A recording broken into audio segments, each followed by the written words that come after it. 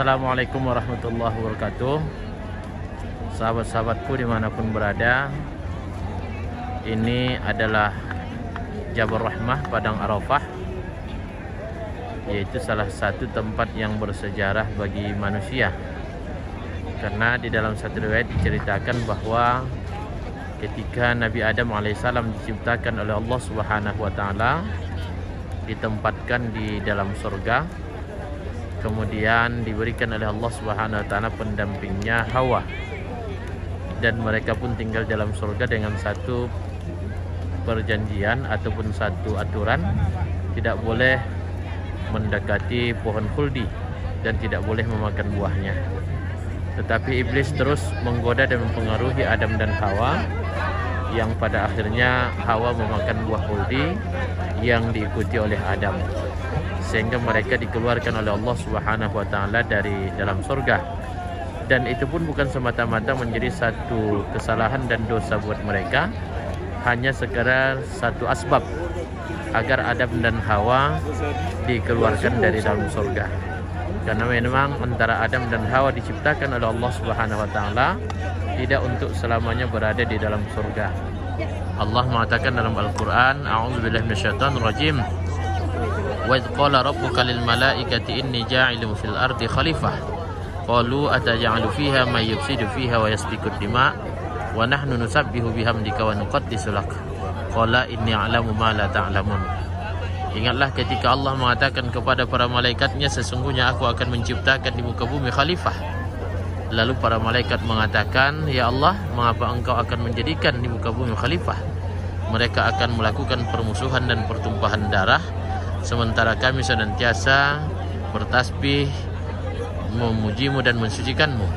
Lalu Allah mengatakan, sesungguhnya aku lebih mengetahui dari apa yang tidak kamu ketahui.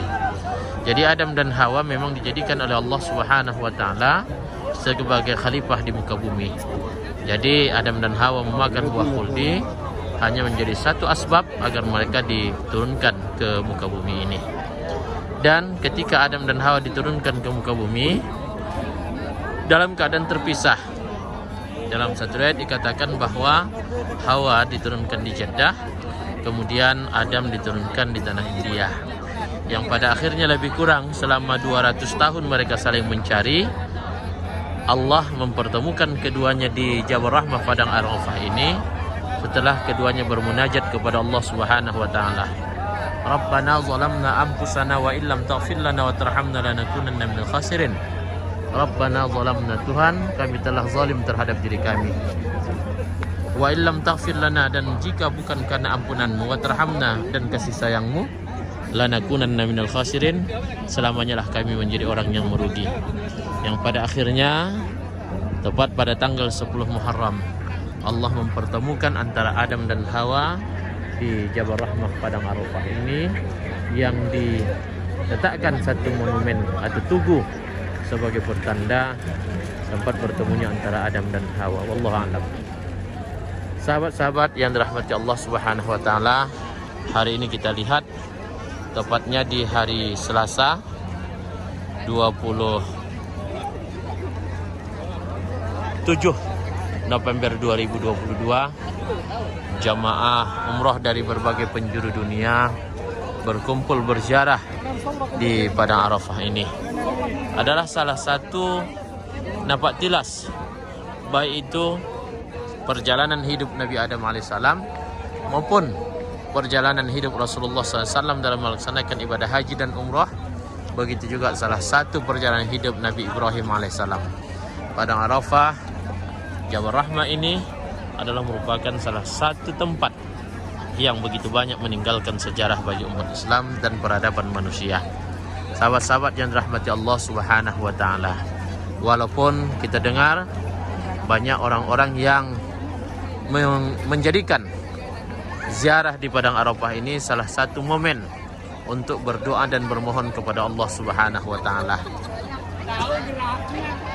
Walaupun sesungguhnya perintah untuk itu tidak ada, tapi banyak orang yang berdoa di sini yang merasa doa mereka diijabah oleh Allah Subhanahu wa taala.